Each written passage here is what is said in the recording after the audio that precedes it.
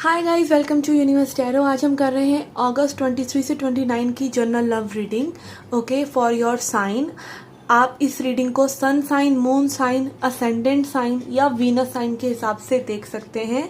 Okay, या फिर जो साइन से आप हमेशा अपनी रीडिंग देखते आए हैं, आप उस साइन के हिसाब से भी इस रीडिंग को देख सकते हैं।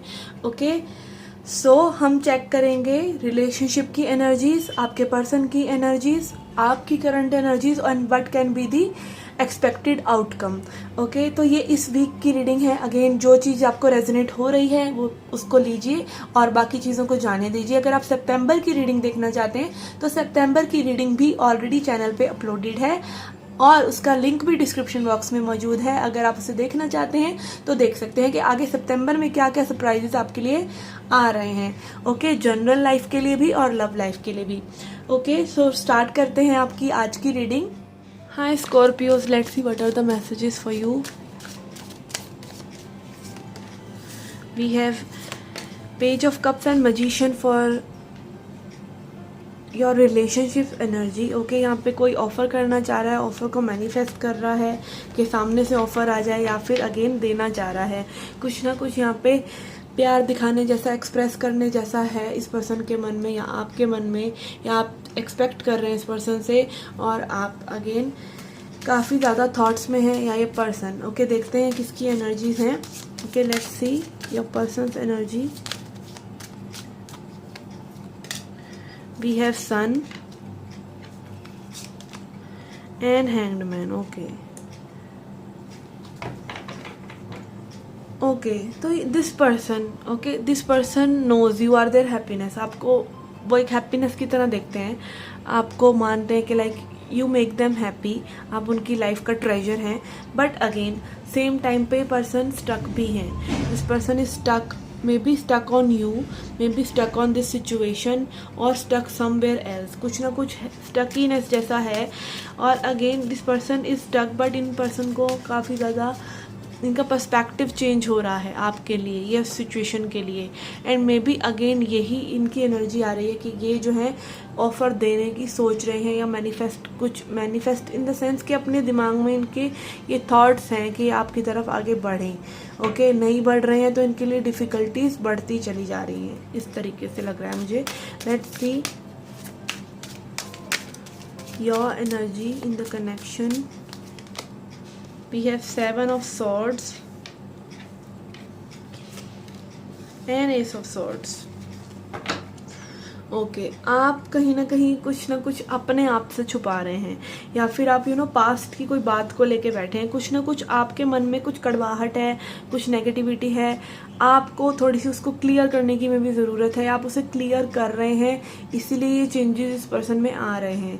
आप कहीं ना कहीं नेगेटिविटी को ड्रॉप कर रहे हैं और एक अच्छी सोच या अच्छी पर्सपेक्टिव से चीज़ों को देख रहे हैं और सच का सामना भी कर रहे हैं। मे बी कुछ ना कुछ आपके अंदर भी प्रॉब्लम्स हैं, आप झगड़ा कर देते हैं, आप गुस्सा कर देते हैं, इस तरह की चीज़ें जो कि आप सॉर्ट आउट कर रहे हैं और इस वजह से आपको थोड़े से चेंजेस इस पर्सन में भी देखने को मिल रहे हैं।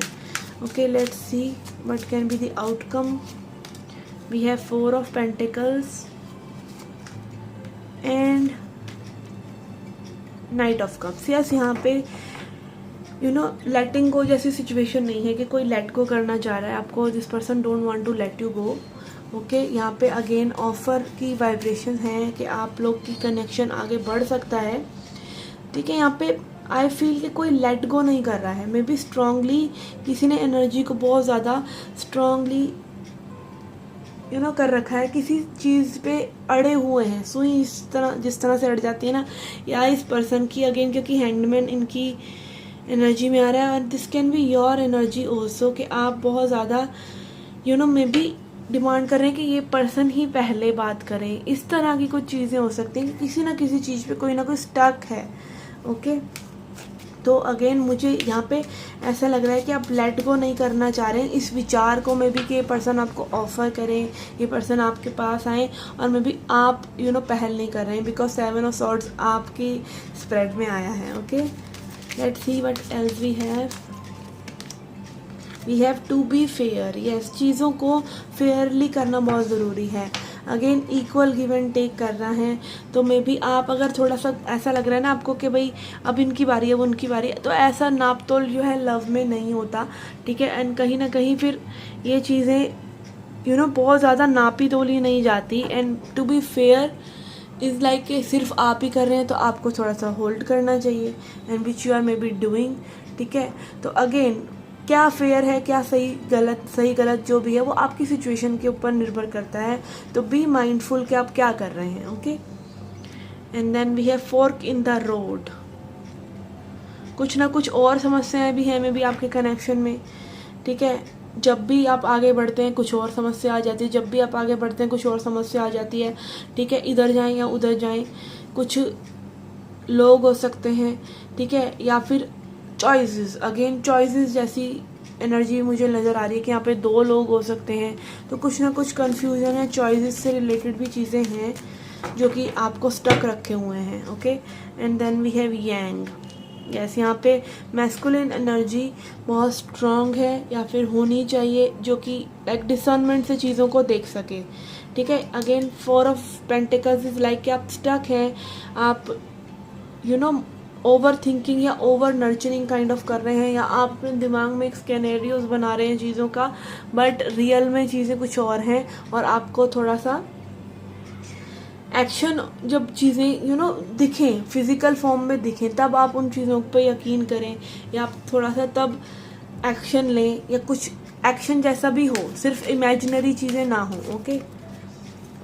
बिकॉज यहाँ पे स्वॉर्ड्स एनर्जी थी, इसलिए आई कैन सी कि यहाँ पे ज़्यादा सोच में हैं आप अपनी चीज़ों के, और एक्शन में भी नहीं ले रहे हैं, या फिर उस पर्सन की तरफ से एक्शन नहीं हो रहा है, फिर भी आप सोच में डूबे हुए हैं, okay. For your affirmation we have worry.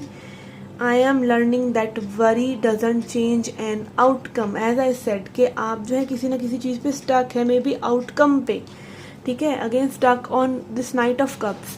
तो अगेन लेट इट गो। अगर इस चीज़ ने होना होगा तो वो होगी तभी जब आप उसको लेट गो करेंगे, okay. I am learning that worry doesn't change an outcome. चिंता करने से कोई भी आउटकम बदल नहीं जाता, चीज़ों को होल्ड ऑन करे रखने से कोई आउटकम बदल नहीं जाता। सो लेट इट गो। ये हमारी ईगो होती है जो चीज़ों को रोक कर रखती है। इस पर्सन के बारे में सोचते रहेंगे तो कहीं ना कहीं अगर हमने लेट गो कर दिया तो ऐसा ना हो इससे अच्छे कोई पर्सन हमारी लाइफ में आए हैं ना, या ऐसा ना हो ये पर्सन हमारी लाइफ से चले जाएं। जबकि जैसे ही आप लेट गो करते हैं उस पर्सन को वो वॉइड फील होता है और वो पर्सन आपकी तरफ अट्रैक्टेड होने लग जाते हैं।